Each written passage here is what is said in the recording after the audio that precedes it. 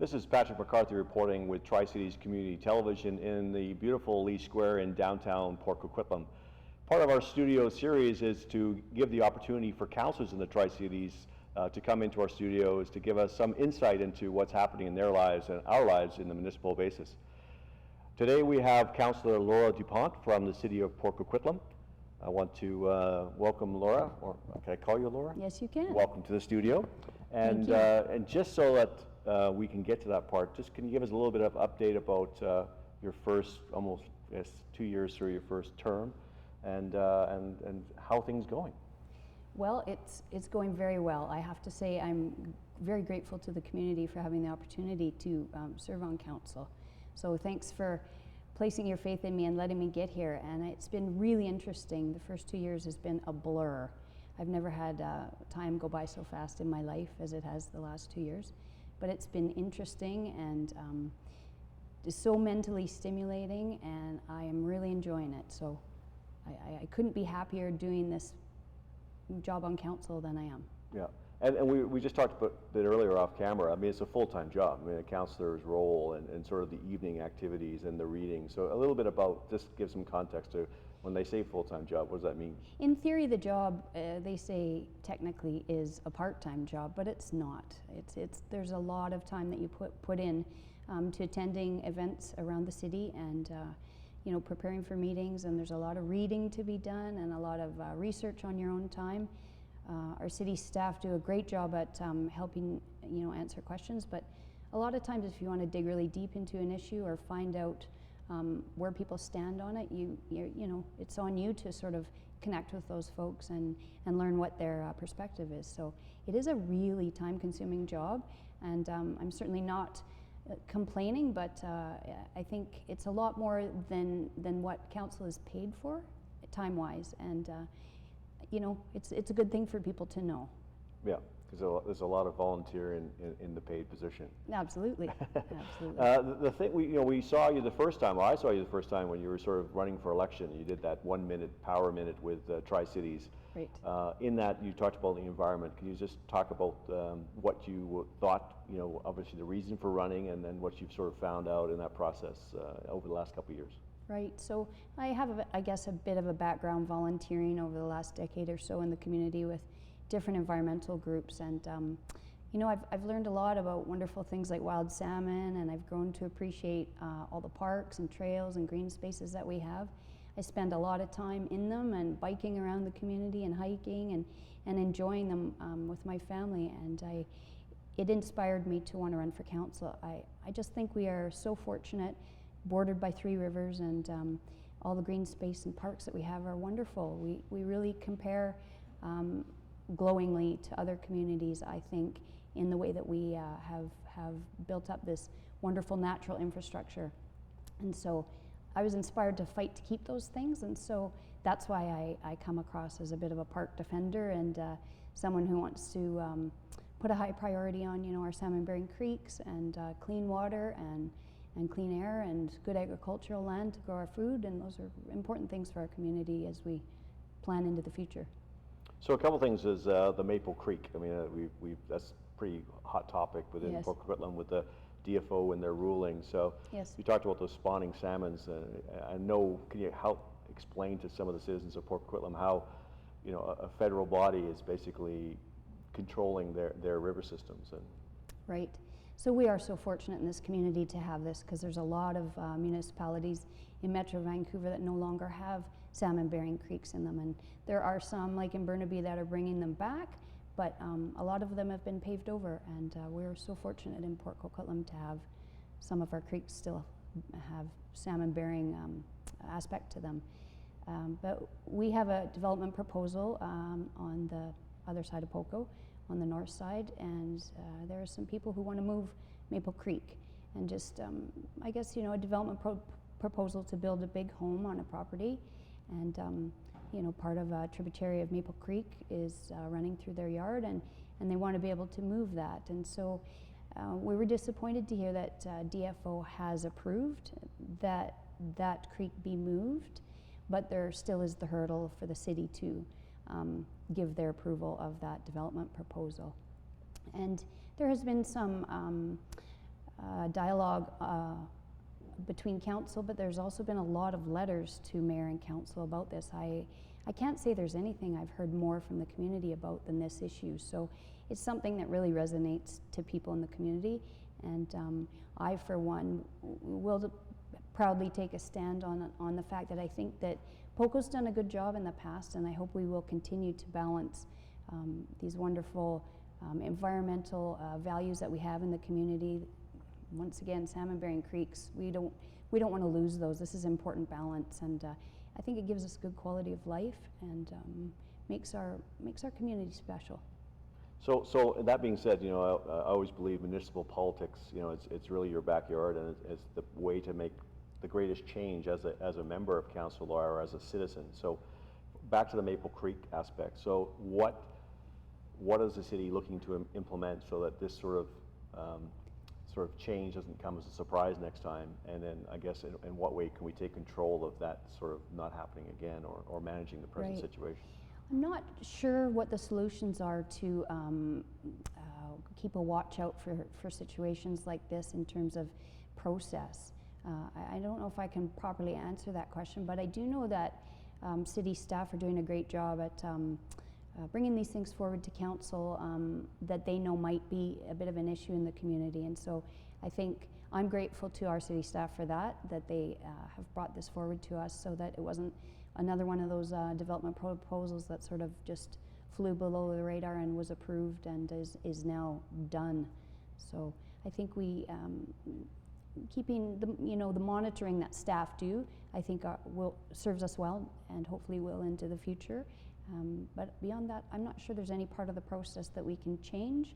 I'm open to the idea of learning more about it, but yeah. I'm not sure at this point. Well, I guess one of the things I was going to try and touch on is, like, you know, when you weren't a councillor, you were obviously involved in sort of environmental groups. So I guess in a sense, like the watchdog, you know, part of this too is that those environmental groups, you know, like Riverview Lands or Minnetonka, you know, or the Creek Streamkeepers. I mean, that really is part of, I guess, citizen action. Absolutely. To engage then their councillors to be sure that they're on the right path. Absolutely, and I am grateful for those people that are engaged in their communities, because they do an awful lot of work for the city. You know, you think of the amount of groups out there that battle invasive weeds in our parks and things like that, and you know, this is important work that a lot of man hours are being given to the city by volunteers, and we're very grateful for those, because they ultimately make our community a more sustainable and better place. So a couple of things. One would be I guess we're looking at the downtown improvement plan or action plan. I'm not the official term, but could you give someone a quick update of what's happening in the downtown core from a council perspective, and what the citizens may see in the near future? Right. So there's a lot of talk, of course, with council about the plans for the downtown core and the changes that we are seeing. Of course, the planning of our exciting rec center and the facilities that are going to be in and around that give us a really good opportunity to look at the big picture of the dynamic of our downtown core. And you know, the recent fire and the fire that we had last year was unfortunate. Lots of loss for businesses and a terrible thing to happen in the community, but it's really cool to see how the community comes together to support each other and move forward with rebuilding. And perhaps some of these terrible things that have happened in POCO can be a bit of an opportunity as we work to increase the walkability of our downtown and make sure we have good diversity of businesses and land use, and make our downtown really vibrant and exciting and something to be proud of. Yeah, and just to be clear, I mean, I agree with you with the rec center, the concept of walking from there to downtown. So when you see the downtown improvement plan, is that really development as in buildings and high rises, or is that really just a different approach to the downtown? I think it's not just about development. I think the city's doing a really good job at engaging with stakeholders and asking finding out about all the aspects of the building of the downtown. It's not just about the development or the businesses or any one aspect. It's about kind of putting a holistic perspective on it and looking at the big picture of what we want for our downtown core. So the next topic is the cultural plan. It's taken us a few years to get a culture plan. Yes. Everybody wants a plan of culture. Yes. We have one, which is We great. do. I guess there's a launch coming up. Could you tell us a little bit about the culture plan, the launch, and what that means to you? It's been a very exciting project that the city has undertaken, and it's finally just sort of come to fruition. So we've got a lot of ideas from the community, and we have a lot of great facilities, such as the one we're in, to move us forward with really, I guess, highlighting and celebrating the art community that we have here in Port Coquitlam, and maybe trying to round ourselves out a bit more in terms of who we are culturally and our arts. So I think it's something that we have a real good direction now. This has given us that direction, and I think now we get to roll up our sleeves and get into the hard work of moving it forward and making sure that we are thoughtful at planning to really highlight that part of our community. And I guess a big part of the culture plan is festivals or those kind of things, or events. I mean, Right. we had the Grand Prix Right. just came through. We have the car show and all these Right. kind of things. So I guess that's the sense of turning the downtown into a place to go Right. to celebrate, the cultures of the diversity within the city, but at the same time help businesses and Right. bring life back. Not back, but to add more life to the downtown. Well, these are such good opportunities. Things like our car show and the Grand Prix and all the festivals that we have are great for bringing people into our community, and then it gives them the chance to see what we have for businesses and what we have, for opportunities in our city, and it will help, I think, put Port Coquitlam a bit more on the map, so that people don't just think we're a part of one of the other Tri-Cities, and we stand on our own. So I guess we're going to talk about transit for a bit, because I know that was one of the things you talked about, being a transit advocate. Yes. Evergreen Line is about to be done, some people in our city would say, Port Moody got their transit, Right. Coquitlam got their transit. We got a whole bunch of extra buses going to that transit station at Evergreen. So just Right. how would you explain to the people of Port Coquitlam why we just get buses and we don't? The Right. line didn't go all the way down the road to closer to us. Make no mistake, I'm a huge advocate for better transit. I think it's something that's another thing that inspired me to run for council, because I would have to say I do think we are a bit underserved. I've taken buses a lot in the community and tried to get around for council work, and when I prior was going to Douglas College, and it's not easy to get around when you live in Port Coquitlam on transit in Metro. So I feel for people, but it is a double-edged sword a bit. We're happy that we have transit close in Coquitlam, but it also brings a different element to the community. There's a lot of, I guess, gentrification around the area of the Evergreen Line, which makes housing costs rise, and it can be a bit of a problem. But we certainly do want more transit, and I will always advocate for more and better transit, and hope that TransLink might be listening and maybe give us a bit more of a consideration when it comes to looking at communities. So a couple questions just before we wrap up. One is there any issue you think is important to the citizens of Port Coquitlam now that you've been in council for a couple of years, which is not on the traditional radar that we just talked about? Well, I just want to mention to folks that I think, we have such a wonderful place in Port Coquitlam, and that we have to fight to keep it that way. So we have to be thoughtful as we plan our downtown and we protect the important things that are wonderful about our community, that we be thoughtful, and that we look at our community as a big picture, and it's not just little chunks here and there of what are pieces, but the big picture of a community, and we all be supportive and work together to make it better. And the last question, totally non-political, something interesting about yourself that no one would know about.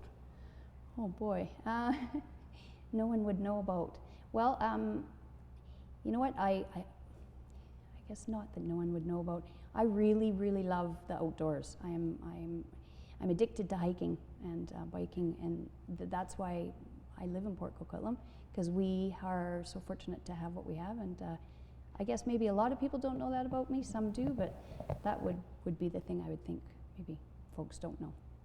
Well, it's better than beer, because that's mine. So thank you very much for coming on the show. Thank you for the opportunity. We've had Councillor Laura Dupont on the Tri-Cities Community Television. We look forward to bringing her back in the studio a few more months from now, and maybe we can talk more about Coast Meridian traffic maybe the development in a low heat area with those 25 beautiful towers. This is Patrick McCarthy reporting for Tri-Cities Community Television. Thank you very much.